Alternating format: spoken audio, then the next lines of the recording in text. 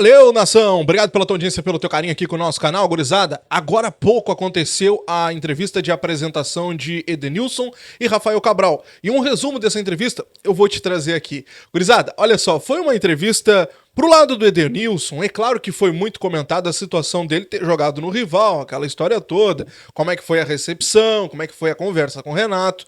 Pro lado do Rafael, já foi jogada aquela questão da fase dele no Cruzeiro, né? A forma como ele deixa o Cruzeiro, né? A forma como estava acontecendo a sua relação lá com a torcida do Cruzeiro. Então, essa entrevista ela foi muito moldada para os dois jogadores, mais por essas questões, tanto pelo lado do Edenilson, por conta da rivalidade, e pro lado do Rafael Cabral, muito por conta da sua relação com a torcida do Cruzeiro.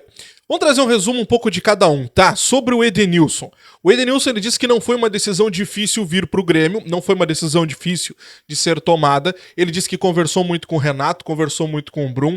O Renato, tanto o Renato quanto o Brum deram uma segurança para ele da forma como ele seria recebido, que a torcida, no caso, já tinha um carinho, uma relação, inclusive ele já tinha dito isso naquela entrevista que ele fez para a Grêmio TV, que a torcida do Grêmio sempre o tratou com muito carinho, com muito respeito. É uma coisa até que chamava a atenção dele por ele ser um jogador do rival. Então ele não encontrou grandes dificuldades em aceitar a proposta do Grêmio. Ele disse que a recepção foi muito legal, inclusive do elenco, e aí ele conta que o Kahneman, quando recebeu ele no CT, o Kahneman disse pra ele, agora nós vamos brigar juntos, vamos brigar do mesmo lado. Então o Kahneman já aproveitou para fazer essa brincadeira com ele e ele muito risonho falou isso aí na entrevista.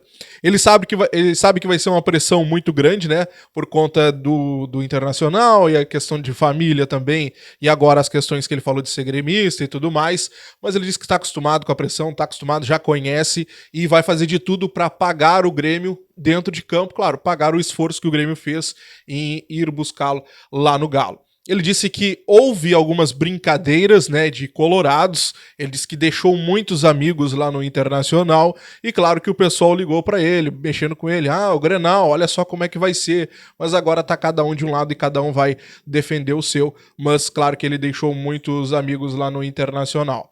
Ele disse que não é a primeira vez que tem o nome vinculado ao Grêmio. Muitas vezes o Renato comentava não só com ele, mas com pessoas próximas do Edenilson, que gostaria de trabalhar muito com ele, e isso, claro, sempre fez com que houvesse um carinho quanto a isso, um respeito muito grande do Edenilson, principalmente com o Renato. Ele disse que viu as brincadeiras sobre o número 41, que é aquela flauta sobre o Internacional, o Brasileirão e tal. Ele disse que entende a questão da torcida, que é uma flauta, é uma brincadeira, mas isso, claro, fica entre a torcida e entre os torcedores, na verdade, porque ele respeita muito o outro lado, teve uma história muito bacana do outro lado, e ele sempre foi muito profissional, e por conta disso ele não foi cogitado essa situação dele colocar esse número na camisa. Sobre a polêmica de ser colorado ou gremista, tá repercutindo alguns vídeos aí que ele fala pro Sport TV numa entrevista que ele é colorado, inclusive os tios tentaram influenciar ele pro lado do Grêmio e tal. Ele falou que, a família é grande, né? A família é grande. Ele disse que na época falou dos tios e tal, mas que na verdade o pai sempre foi muito gremista, desde a época que chegou de São Paulo, no Rio Grande do Sul, e isso acabou influenciando também. Sobre o seu posicionamento em campo, como é que o Renato pretende utilizá-lo, ele disse que conversou muito pouco com o Renato por conta dos jogos e tudo mais. O Renato estava preparando a equipe para a disputa da Libertadores, mas o pouco que ele conversou com o Renato elogiou muito ele sobre a questão da versatilidade e principalmente por ele ser um volante pelo lado direito. E é uma questão que ele gosta de atuar naquela função. Inclusive, ele lembrou que a temporada que ele mais participou, que ele mais teve participações em gols, foi a temporada de 2021, jogando pelo Inter, pelo lado direito. Então ele conversou muito pouco com o Renato, mas o Renato já elogiou ele e falou um pouco dessa situação, e ele disse que não encontraria problema nenhum, né, em fazer aquela função que o Ramiro fez lá atrás. Claro que ele não falou da função do Ramiro, foi um jornalista, né, um repórter que acabou instigando essa situação, se ele faria a mesma função que o Ramiro fez lá atrás, e ele disse que não veria problema nenhum em fazer essa função. Sobre o Rafael Cabral, gente, o Rafael ele chegou tentando mostrar para a torcida que ele tá com todo o gás para fazer diferente, para ser o cara, né, que vai defender a meta do Grêmio, que vai dar segurança para a meta do Grêmio. O Rafael, ele disse que a decisão de trocar de ares foi dele, ele precisava ter um desafio maior na sua carreira. Ele disse que tinha 4 propostas, inclusive, mas que preferiu a do Grêmio. Por quê? Ele lembra do Grêmio desde a época do Olímpico, quando a torcida fazia avalanche, aquela história toda. Então ele sempre quis jogar no Grêmio, ele sempre teve essa vontade de defender a camisa do Grêmio. Ele foi questionado, e aqui é um ponto até que ele fala assim, ó. Ele foi questionado sobre passar um recado para a torcida. Qual o Rafael que estava chegando ao Grêmio? O Rafael que sai do Cruzeiro com aquela polêmica, né, da torcida criticando e tal, né, do Rafael não passando aquela confiança, ou o Rafael de outros tempos e tal. Ele disse, olha, não precisa passar recado nenhum. O recado a gente tem que mostrar, a gente tem que passar dentro de campo.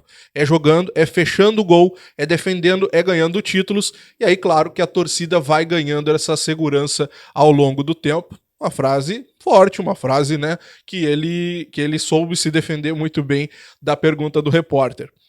Ele disse que quer muito disputar a Libertadores, é uma competição que, no caso, é muito importante para sua vida, afinal de contas, ele foi o goleiro mais jovem a ganhar a Libertadores da América, né? Naquele time do Santos que tinha Neymar e tudo mais, ele era o goleiro daquela época. Então, por isso, é uma competição que ele tem um carinho super especial. Ele disse que não dá muita atenção para essa história de ser titular ou ser reserva, porque um time não é só composto por 11 titulares. É um time, tem um elenco muito grande. E aí, inclusive, ele deu o exemplo de ontem, no caso, que o Grêmio acabou vencendo a partida, acabou tendo, no caso, saindo com êxito da partida, com jogadores que saíram do banco. Ou seja, não são só os 11 titulares, os 11 escolhidos. Muitas vezes quem sai do banco pode resolver e pode ajudar muito também. Bom, só para encerrar, um detalhe super importante, né? Ambos estão disponíveis para o próximo jogo. Se o Renato quiser usar o Edenilson contra o Bahia, pode. Se quiser usar o Rafael Cabral contra o Bahia, também pode. Beleza? Se inscreve, deixa o like, ativa o sininho de notificações. Estou de plantão, qualquer notícia eu te trago aqui no canal. Grande abraço, até a próxima. Tchau.